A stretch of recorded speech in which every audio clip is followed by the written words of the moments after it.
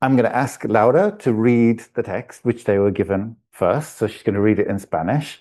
Then I've gone through forensically through your translations, and I'm going to pick out a few things which I found very interesting. And then we'll talk about them, and then I'll invite you to read your respective translations. Does that sound good? Yeah. Brilliant. I see that there are people in the waiting room for some reason, so I'm just going to let them in. So, Laura, could I invite you to read the text, please? It's the first page of a short story. Y dice, el arte de desaparecer. Hasta que llegó aquel día, el día precisamente de su jubilación, siempre le había horrorizado la idea de llegar a tener éxito en la vida. Muy a menudo se le veía andar de puntillas por el instituto o por su casa, como no queriendo molestar a nadie. Y siempre había existido en él un rechazo total del sentimiento de protagonismo. Perder, por ejemplo, siempre le había gustado. Hasta en el ajedrez prefería jugar a un tipo de juego que se llama autómata y que consiste en obligar al contrincante a vencer a pesar suyo. Le gustaba sentirse a buen resguardo de las indiscretas miradas de los otros.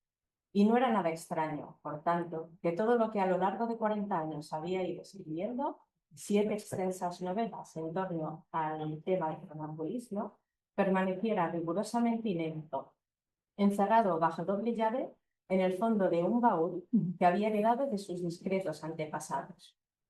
Era un hombre modesto, no orientado hacia sí mismo, sino hacia una búsqueda oscura, hacia una preocupación esencial cuya importancia no estaba ligada a la afirmación de su persona. Se trataba de una búsqueda muy peculiar, en la que estaba empeñado con obstinación y fuerza metódicas, que solo se disimulaba bajo su modestia. Thank you. Especially thank you because you had about 30 minutes to prepare, so that was really nice of you.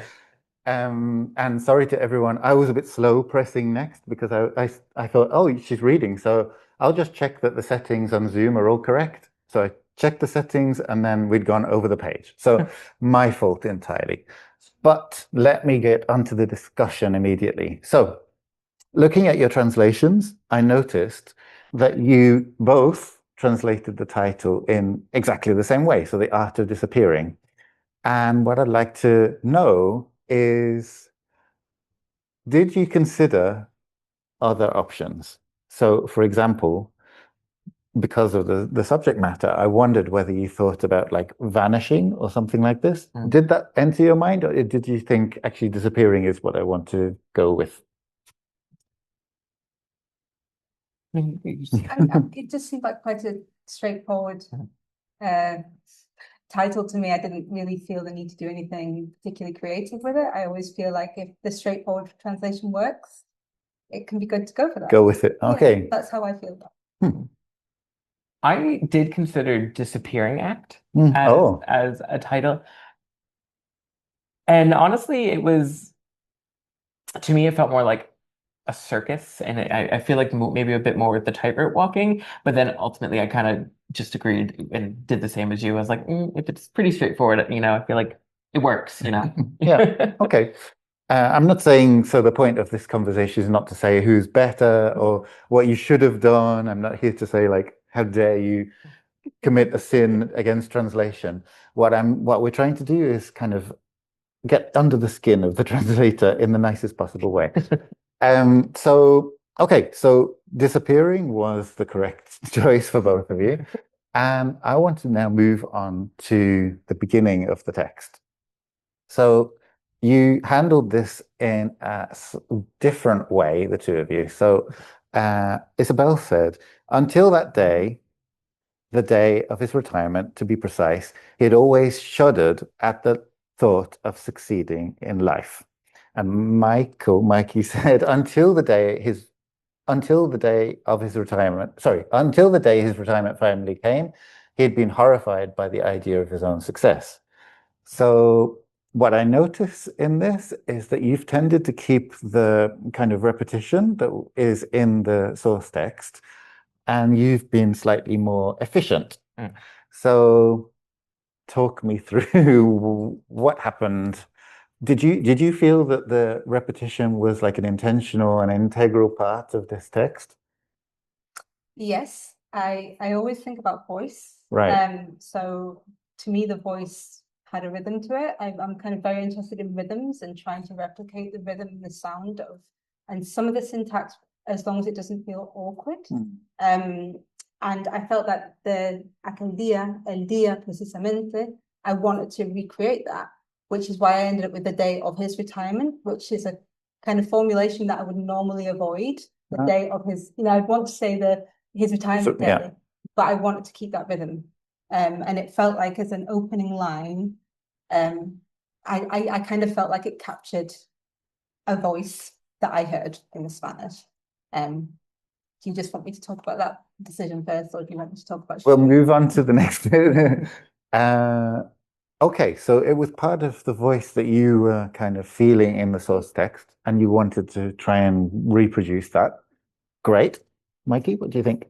So I felt the repetition as well, but I feel like I did it a bit later. And so I kind of felt like, to me, it kind of just didn't hit my ear right when I had it more like closer aligned to the structure of the Spanish. I also really wanted to play with the word jubilación because, and that's why I put finally came, is because retirement, but I also just feel like when I hear that word jubilación, like it's just very like, it feels a lot more fun, in Spanish. And so I wanted to actually more play with that than I did with kind of keeping the voice with it, I guess. Yeah. Brilliant. And so you were talking about voice just then, and I was wondering, what was your process for, like, did you read the text several times beforehand, or did you jump straight in, or did you read it aloud? What was your kind of approach? I read it a couple of times, and then I did a fairly quick draft, not looking any words up and trying to kind of channel what I'd heard. And I guess it's all subjective, so it was what I heard. Yeah. I tried to channel that in a translation that kind of was fairly literal, and then I started playing with things, and then deciding which decisions I needed to make, which were decisions that I would allow myself to make. And that's kind of how I work. I do a lot of processing and then repeated drafts and kind of going back in, and kind of trying to justify to myself, am I allowed to do that? I see. Am I not allowed to do that? Okay. And my brain feels like it's going to explode sometimes. I spend so much time doing that. Yeah. Okay, in fact, we will return to that idea of what you're allowed to do. And Mikey, what do you think? Did you just jump straight in, or did you read it through several times, or what was your process? Yeah, I read it through a few times, and then I did the same where I kind of just did it as close as I could, kind of draft, almost kind of word for word. And then I might have cheated a little, and well, I don't know if you did or not, but I then went and read the rest of the story. One, out of interest, and two, because I think, I had more questions. Right. And then with that, I think is when I went back and started kind of going through and, maybe changing some adjectives a little to mean a little bit different. Okay. Yeah. So is that the fact that you put it into context, is that something you can kind of say what you got from that, or is it just like a general kind of feeling of having more of an understanding of how the story goes? Was there something precise that you got from reading? Well, I really wanted to know, like, it was the word oscura that I was like, I wanted to know, like, was he evil? Was it just like, was it a lighter version? Like, I wanted to kind of know what this pursuit, the word I use, was that he was going for. And so that's when I decided, okay, let me read through it and kind of see, what ends up happening, right? Does he do something horrible, or is it something that, in his mind is horrible, or something like that? Right. Yeah. Okay. And now we have to know, did you read the rest of the story? Later. Okay. I read it later.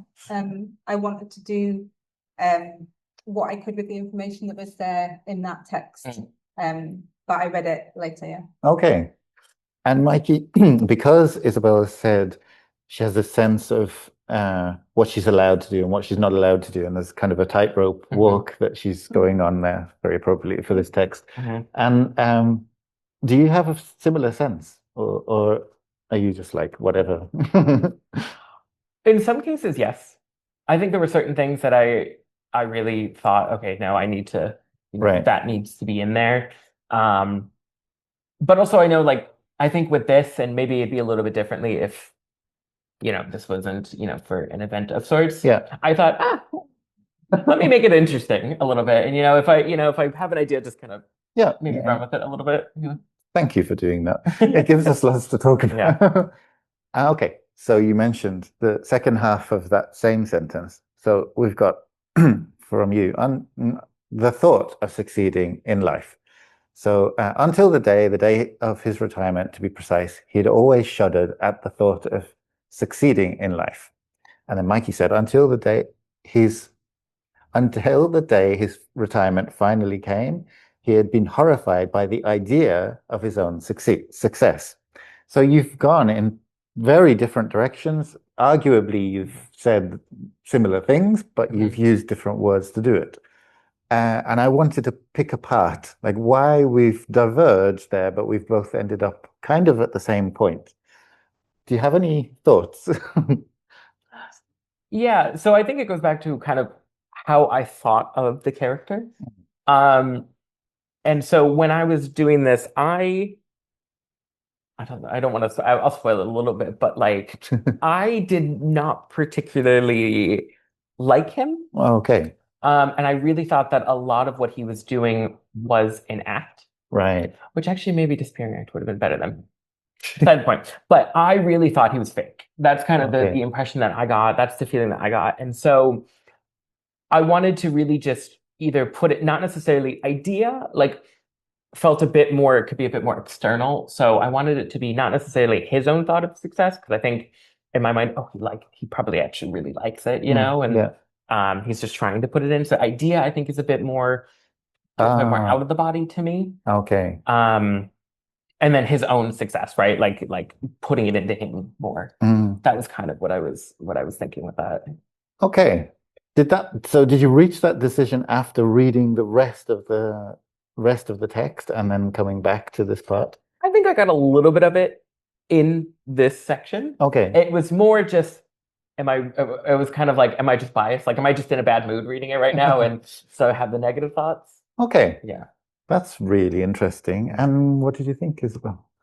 I don't want to say this because I'm not criticizing the word horrified, but I had horrified in my draft for a really long time. And every time I looked at it, I just felt like it wasn't the same word to me. It was something different there. There's humor. There's a lot of humor in this text, I think, like a wit, excuse me. And I wanted to find something. I was like, it struck horror and it struck terror in him, something like that. And then I had this thought of, it always shuddered at the thought. It's kind of like, he kind of despises it kind of thing, which I felt was a bit closer to what horroriza does in Spanish. It was just kind of like, again, my reading, what it did for me. And I was kind of, I thought there was a little bit of humor there. I was kind of trying to get a little bit of personality through about who this guy was and kind of the thought of succeeding in life, because it's the idea of ever having success in life, really. It's so it's kind of the idea of anybody having success in life to me, really.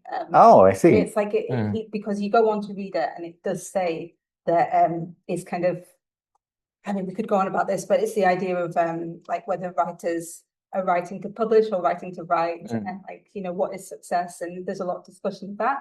So that's how I ended up with that. I see. So for you, it's kind of personified, like he's thinking about his own success and he doesn't like that. And like, oh, how awful. And for you, it's the idea of succeeding in general. Kind of. But it's slightly more gentle. Yeah, I think it's definitely him. Right. But it's kind of the concept of being successful. Right. For him and everybody else, presumably. And for you, it's kind of maybe a visceral. Yes. Like this. Whereas for you, maybe more like kind of gross. Yeah, I would say so. Yeah. How eloquent I am with I think I think I'm just biased. I think I just didn't like the character. Fair enough. And I think I can't get away from that. Mm. So full disclosure, I also thought this would be a fun thing to talk about at this Oh, good. translation stuff. So I did a few things that I thought, well, this may be a bit bolder, but we're unlikely Go to for have it. the same solution. Yeah. Yeah, true. Yeah, good. And Can I ask the question? please do. Um, I could feel there was something. Mm. see something. Mhm. Can, why? What kind of made you do that? Not an attack, by the way. No, I know. And I originally had that in there somewhere where I was more like that. But I think when I put finally, Okay. I felt like it didn't, I feel like it did the job. Yeah. Not necessarily for precisely, Yeah. but like something, you know what I mean? And it would have almost been a bit too much if I put it in there. Yeah. Mhm. I was just interested. It's nice that you said to be precise, Mhm. because sometimes you see people struggle with that kind of construction and they'd say, until the day precisely of his retirement. And it's just there's something, I don't know why that's unidiomatic, but it just it sounds odd. But then I had the issue of, do I put that in EN dashes? Yeah. But then I didn't want to have EN dashes at the beginning. And so I was still a little bit like, oh, would I change this if it was my final translation? Right. Okay. You don't want the first line of a book to have EN dashes in it. You're setting yourself up for more. Do you think that it helps if you like the characters when you're translating the book? Because you've said it a couple of times now, and I'm wondering, like, does it change the scenario if you like the characters, you want to see them succeed? Does it change the experience of translating for you? No. I did a little bit for this. A little. I think again, though, I think maybe if I was translating for a different one, probably not. I would have to set my biases aside. But I think with this, I wanted to be a little bit, more like that. Okay. Well, of course, in a professional scenario, we would be totally unbiased, obviously. Okay, next little part, I wanted to talk about tiptoeing, which both of you've both used the same word, fair enough. But Mikey said he was often seen tiptoeing through the school or around his house, careful not to disturb anyone. And Isabel said he could often be seen tiptoeing around the school or his home as if trying not to bother anyone. So there's a slight, again, divergence there, because you're saying he was doing it in such a way as not to bother somebody, if I understand correctly. And you are kind of putting like a parenthesis inside the sentence, I think, because like we have a full sentence and then you're saying maybe careful. He's being careful not to disturb anyone. Did you pick apart this sentence for a long time, or did it just flow? Me? Yeah. Honestly, no. It was quite a kind of straightforward sentence to me, and to me, it's kind of like the observation is that he could be seen tiptoeing around, and it's like, oh, as if he's trying not to be seen, as if he's trying not to be a nuisance. And the como for me was part of the meaning, but I like what you've done. Okay. And Mikey, did you? Yeah, I mean, I originally, and I always preface it again because I knew it was for the event. I had more of what you had written because I thought I liked that. But I did it careful not to disturb anyone because I think that's more how I kind of speak and write. Right. I do like a lot of parentheses and all that kind of and also I think careful not to disturb anyone in this case is he knows what he's doing is what I was also trying to do with that. Really to me in that way, careful not to disturb anyone is it's not necessarily that he's like, oh, I don't want to, but like they can't know. Right. He's more kind of, he's more kind of he's thinking, he's internalizing the reason, like he's am I right? He's like, this is what he's thinking, careful not to disturb anyone. More or less, but more just so like it felt more like active in that way. Okay. And a bit more like I don't want them to hear me, but not necessarily because I don't want to be perceived, but because I don't want them, I want them to think that I don't want to be perceived. Ah, wow, you put lots of thought into this. I think I was really trying to put he's a little bit slimy, you know. Oh, Like I was okay. picturing almost like the kind of stereotypical like robber with the, the stack of things over the shoulder tiptoeing through. And you both said tiptoeing. Did you consider something like creeping on his toes or something like that? No. I thought tiptoeing was funny. Oh, okay. I think it's a funny image. A fully grown man tiptoeing around the spot. I mean, I don't need to do anything to that. It's funny. It's got the kind of it's a wit, it's a humor to it. This kind of image of somebody. I don't know. It's just part of the personality of the text, I think. Nice. I didn't really. Did you consider anything else for tiptoeing? I thought moving quietly because I was trying. For a while I was like, I don't know if I want the t right there, but then it's puntilla, so I was like, you know, You don't have many options, I suppose. Yeah. And did you consider like not wanting to bother anyone, or yeah? But also, if I was translating someone speaking, I would go for trying not to. Right. Okay. I was hearing a friend and not wanting to bother anyone. I would correct their English if it was a Spanish speaker. So Okay, I see. often querer could be trying in English, Okay, idiomatically. let's move on. So, oh yes. So he didn't. Okay. Yeah, I thought that was very clever. So let me just point out what we're talking about. So Isabel said, and he had always felt a complete aversion to the limelight. And then Mikey had said, he seemed by nature to reject any sense of his own importance. So again, we've gone in very different directions. When I saw the word protagonismo, I thought, what are you going to do with that? Like, is it main character syndrome or something like that? What are you going to say? So how long did it take you to come up with limelight? Really, like I did a lot of versions of that sentence. A lot of versions of that sentence. And then actually it ties in with the shuddering. I had a moment where I was like, what would I say if I totally rejected something inside and I had held it inside of me, and I've got a complete aversion to it, or I might say I was allergic to it or something like that. Yeah. So this was that voice that I was kind of hearing. Okay. So yeah. And you kind of put it in your own words, I suppose. Yeah, this was a case where I felt I'm allowed to do this, because anything that's like a complete rejection of the feeling of being center stage or center attention or something just felt a big mouthful, an unnecessary mouthful. Okay. And also, this is a fun event, so I'll do the fun thing. Thank you very much. We appreciate that. And Mikey, what did you think so to reject any sense of his own importance? Did you? So you've imitated the structure of the source text quite closely there. Did you consider something different and come back to this, or was this the way you're going to go from the beginning? My first thought was main character energy. Okay. But I thought that doesn't seem that would fit. But I was trying to find a word like limelight. Oh. And I just couldn't.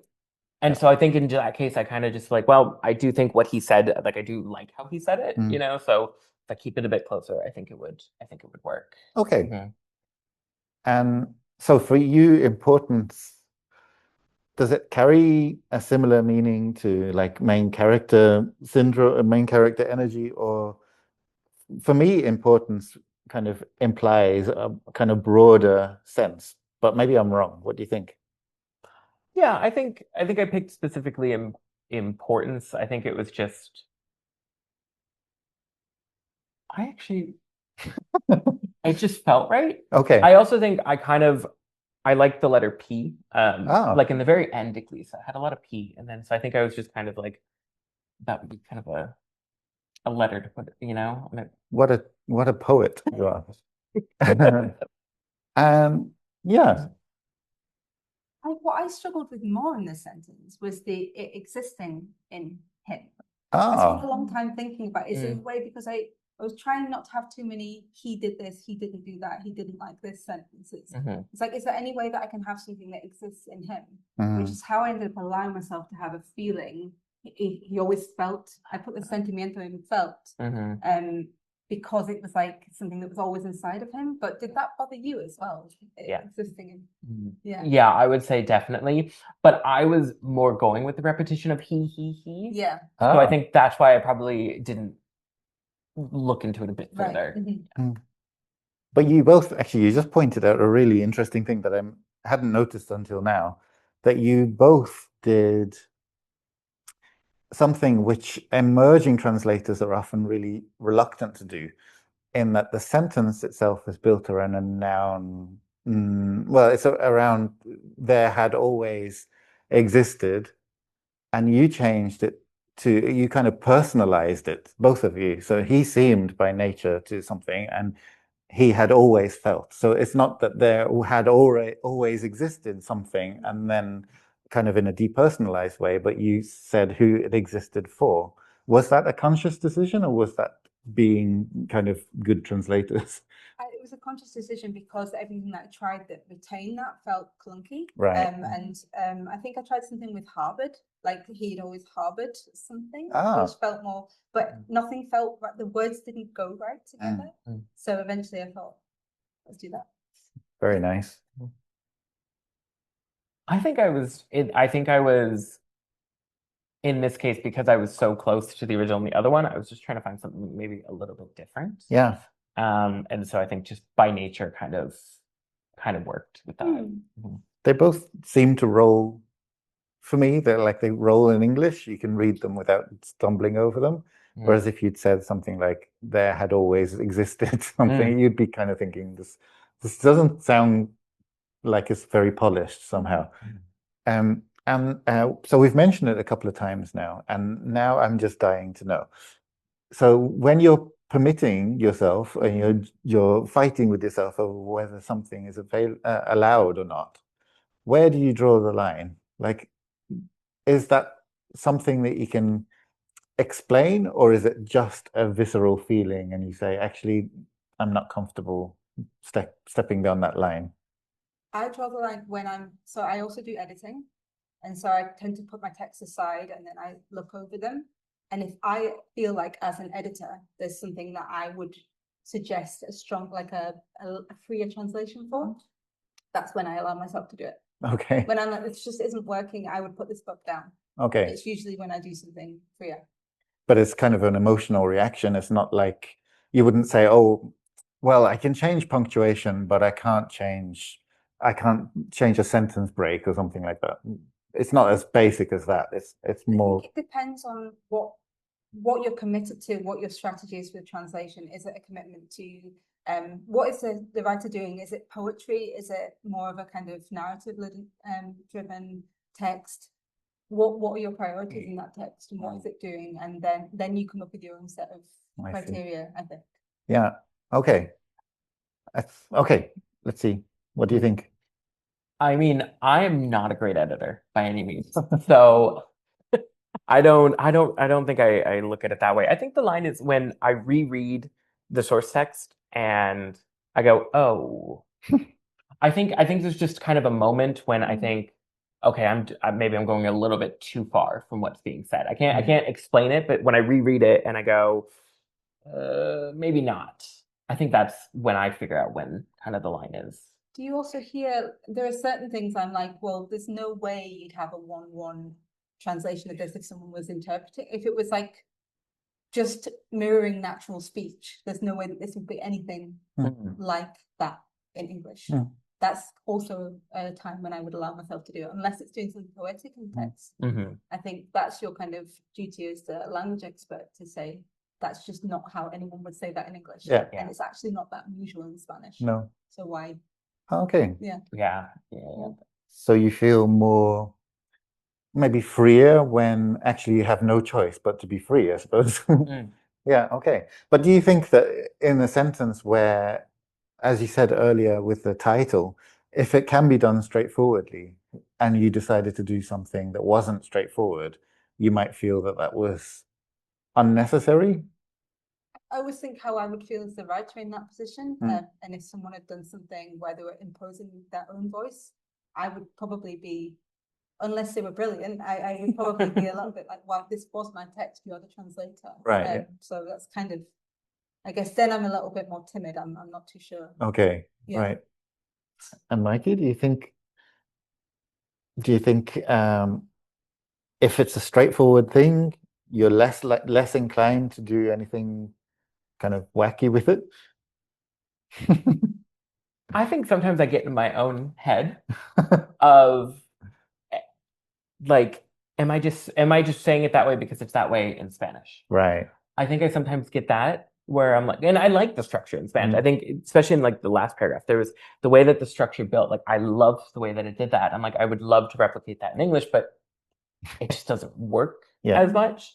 And so I think I kind of get into my own head of like, maybe I need to change this because it is actually just me putting, almost word for word. And it sounds like you have in mind expectations of other people.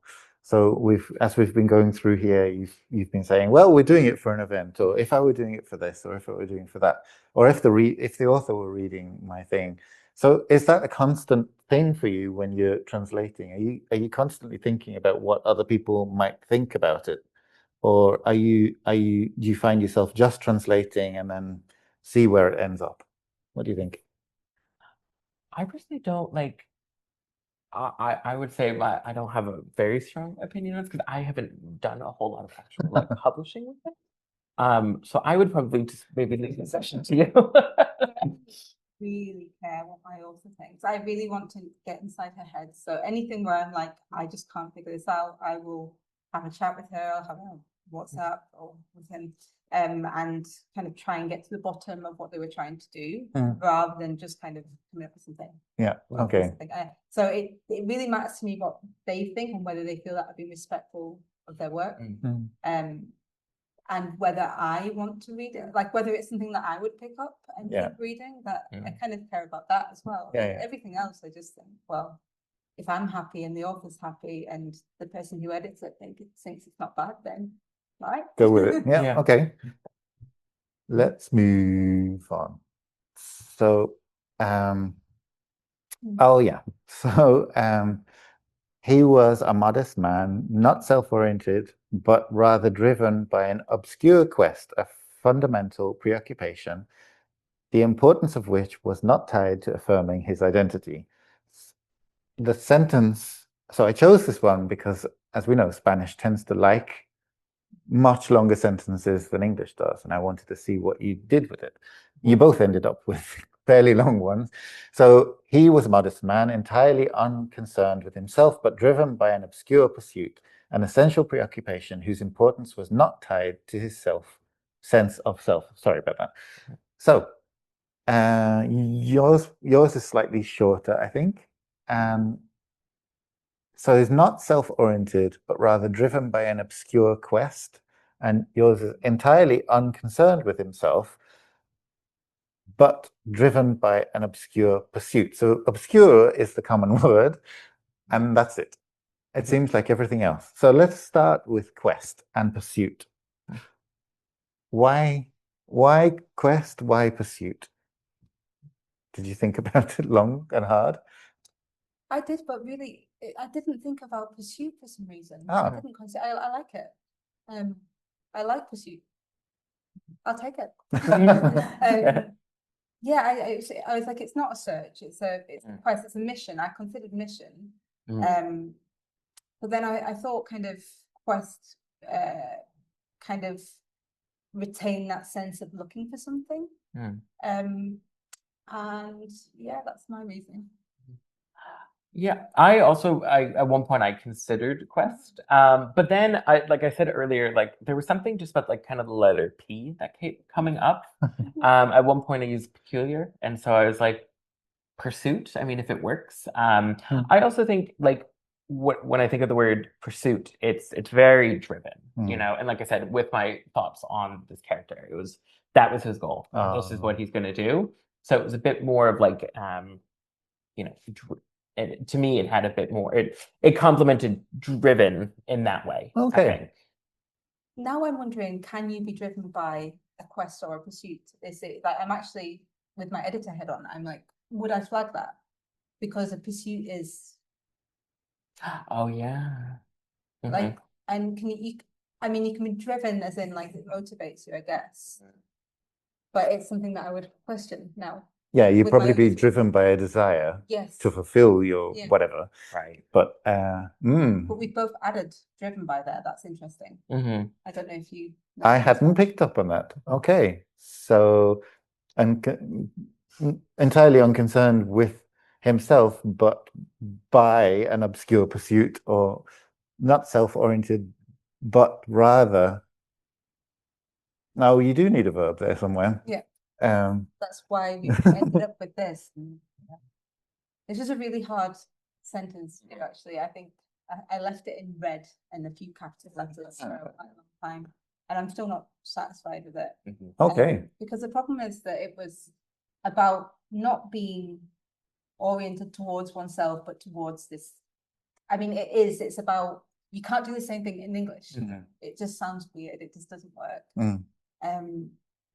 And then you're like, okay, if you're oriented by something, I guess you are driven by it because it's guiding you. I had guided by, that's what I had. Yeah, guided by, and I've somehow gone back to driven by. And I think I like guided by better now. Okay. Because it's the oriented and guided, it's that kind of pathfinding. Right.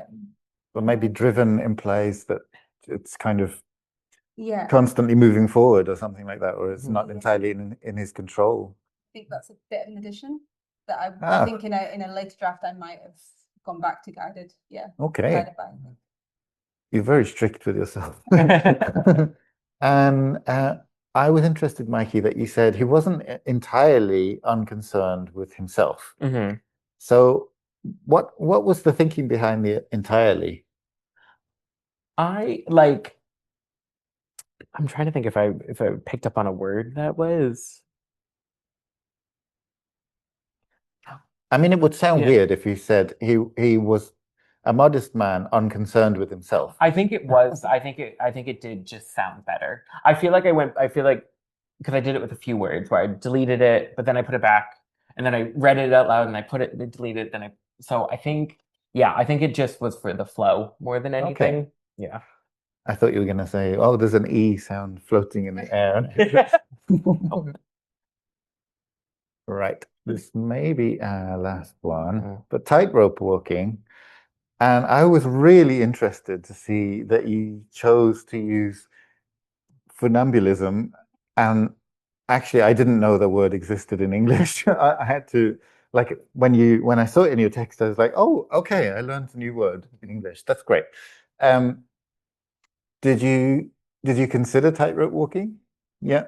It's a really nerdy reason. It's because there's a load of literature. I know how intertextuality is a thing for Enrique Vila-Matas, and there are lots of texts that mention funambulism and kind of use it. There's a lot of literary discussion of writing being to do with funambulism, and it often doesn't use tightrope walking. It uses funambulism as the word. So that was my attempt at using a word that would be quite unnatural for me, but that I felt had a shred of intertextuality about it.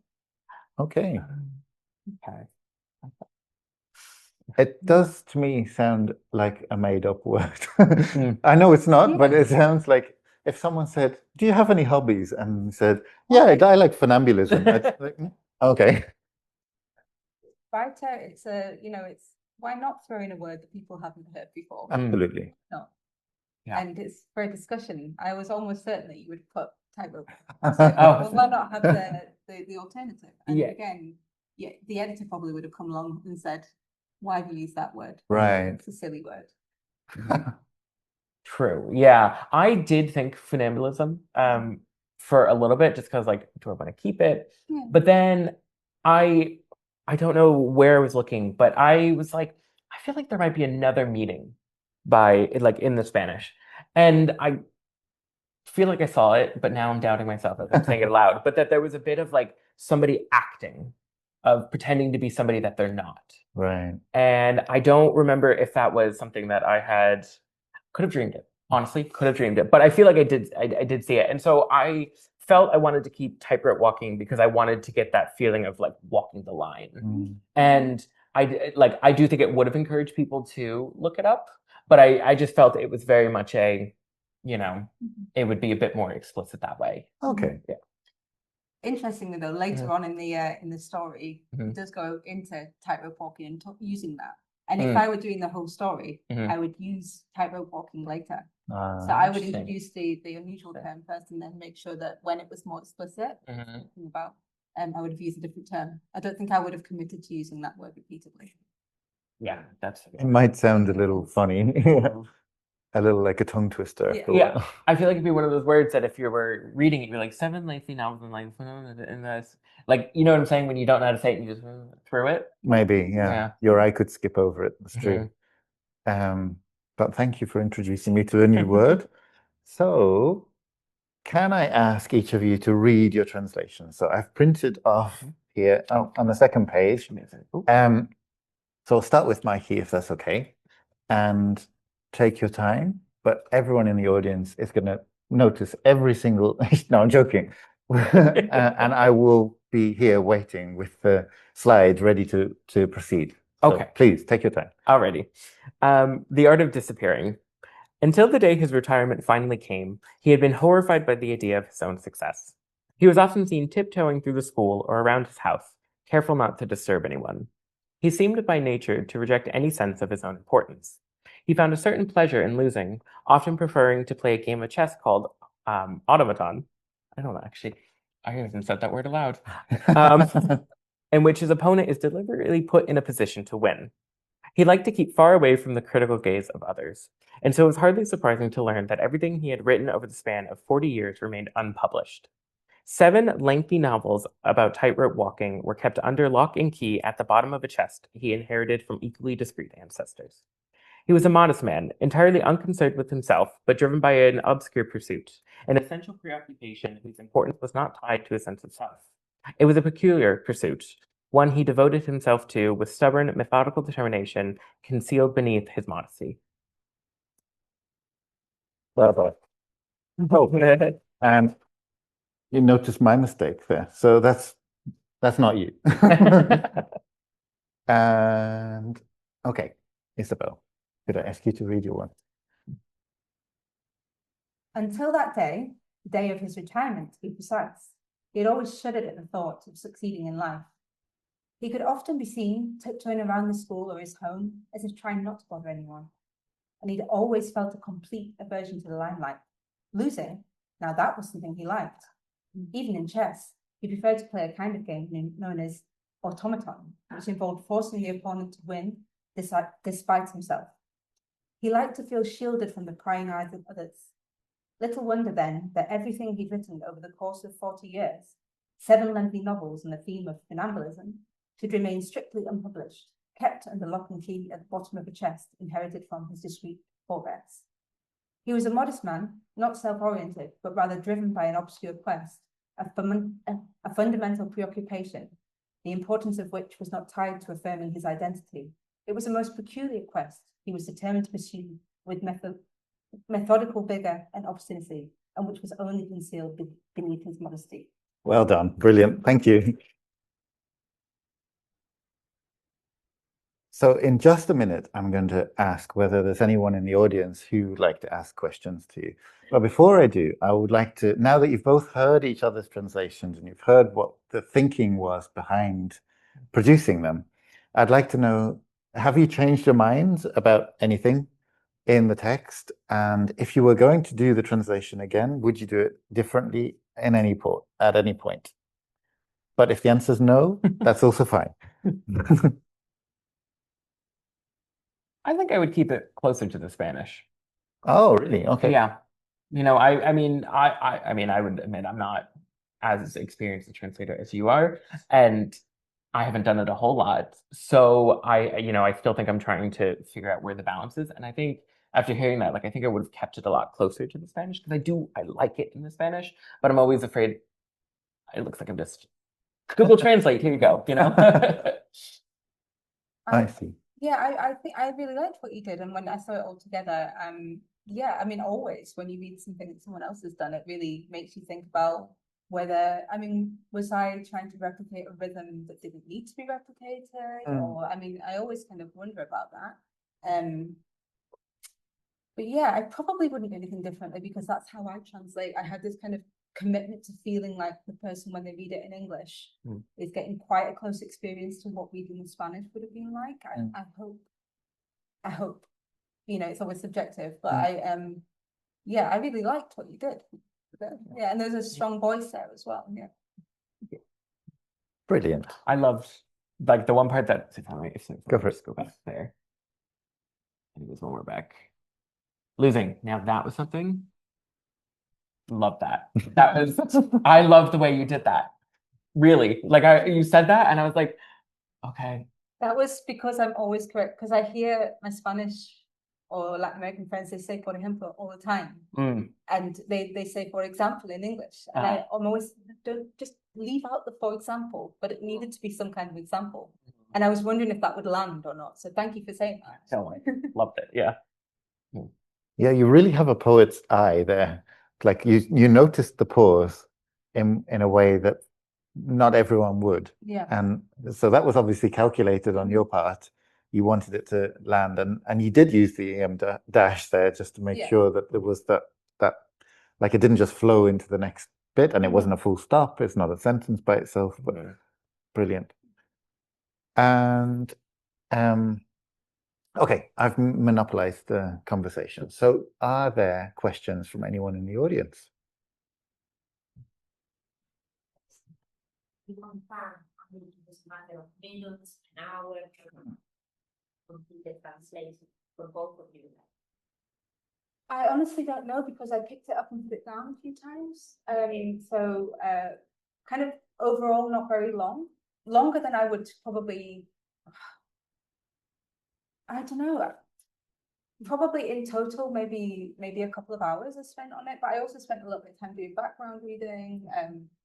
Yeah, I don't know how long did you take? I'd say, yeah, I picked it up and down a few times.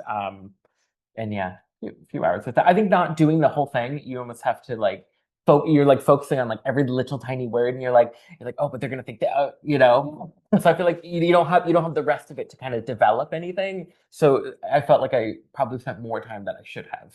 Also the time that you spend walking around your house and then having that I could say that moment, or like having a shower or something and thinking about a line, it kind of gets into your head. I'm glad it's not just me. Yeah, no, haunts you. I'm often saying to students that it's like, oh, yeah, this thing came to me when I was having a shower, and it sounds so wrong to say that, but it's true. Yeah, there's a question online. Thank you very much. We love it when we hear from people online. And the question is, how did you translate how the character is meant to be interpreted without straying too far away from what the words in themselves mean to convey? Complicated question to ask. So I think is how did you get into the skin of what the character is like without kind of making the text your own text? If you look at the words and you try and hear them, and you use your experience of reading in both languages and of hearing the languages spoken, and yeah, like I guess a lot of trial and error, trying to stay really close to the text, then trying something that's really far from the text, and then like just kind of trying to reach a happy medium. Right. Well, I did succumb to it. I mean, I think I put myself into it a lot, but I feel like I kind of like make lists of adjectives sometimes when, you know, like especially since I was trying to characterize them. So I was like, what adjectives am I using? What are these kind of meaning? And so I think that that's one of the ways that I kind of keep myself in check normally. This one I obviously let myself stray, but I would normally then be like, all right, so like this is the type of, you know, atmosphere that is being created with this, right? This is how he's being portrayed. And I think that kind of, as long as I kind of feel kind of the same between the two, then I would say it's been, you know, that it's keeping to it a little bit. I wish mine wasn't so just reliant on intuition and kind of something that I can't. I wish I had like I could write something down and work with it. That's great. It's always nicer if you can say, no, that is the evidence. Yeah, you can't argue with me because there it is. Okay, are there more questions in the room? Please.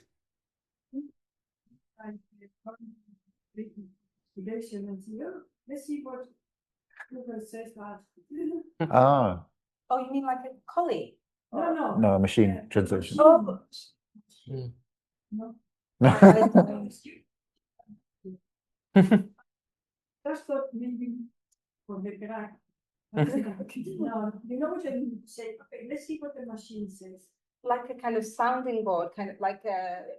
See, for example, okay, I do lots of things normally write in English, but if I have to do spell, I put it in Google and I have to write it down in Spanish because what Google has said has if the constructor will use Google, the house will be upside down. But at the same time, for inspiration, now that AI is so everywhere is talking about it, you never tried? You never Oh, tried? I've tried it when I was working on a collaborative project, and the two other translators insisted that I do something for puzzles. And all I found that was it just confused me. I would much rather, it's another voice. I've got plenty of voices and dictionaries and things to look at. And I just feel like AI, if anything, what I would go to for inspiration would be a native speaker to get them to explain to me more what they think it means. Or I don't think a computer has the real world experience that I need. And also the environment. So I try to avoid it. Sorry, I know you like. No, it's fine. And I just kind of think for my own brain as well. I love the process, and that's kind of why I do it the way that I do. I understand why other people do. And I think it can be really helpful for some people. My worry is that emerging translators will use it so much that they don't develop the kind of muscle that they need to trust their own gut for things. So no, I'm afraid. And you? I did, yeah. I like DeepL. I do like just to see what kind of like what is being said. But I read it and was like, okay, and then that was really about it. I know some people and are like, hey chat, like what how does this sound? I think that that's something that you like could definitely be used for. And I've seen people doing that. But I kind of agree with you on that. I'm like, I want it to be my voice. Like I was afraid when I because I know everyone thinks, oh, you have M dashes, that's AI. So I felt even afraid to put one in there because I'm like, but but I think it's so I like to see what they say, but no. Do you think that if imagine you were preparing this for publication, and now that we've had this event and you've considered the voice of another human translator, do you think that would end up as kind of noise in your mind as well when you were translating the rest of the book? Certainly, yeah, definitely. Also, I think it would be, the fact is that I'm a woman from Yorkshire and I have my own voice as well. I think just hearing somebody who's from a different place, who maybe uses language in a different way, I can be quite waffly sometimes. Definitely it would be, but that would be a good thing. Okay. That would be like nourishing. Like sometimes I'll talk to translator friends about, I'll say like, what are you getting from this? Do you think I've gone too far? Or and that kind of conversation is really, I love that. Oh, good. I'd just rather have them with humans. They tend to give you more They're interesting things to say. Are there more questions? In that case, would you please join me in thanking our two wonderful translators?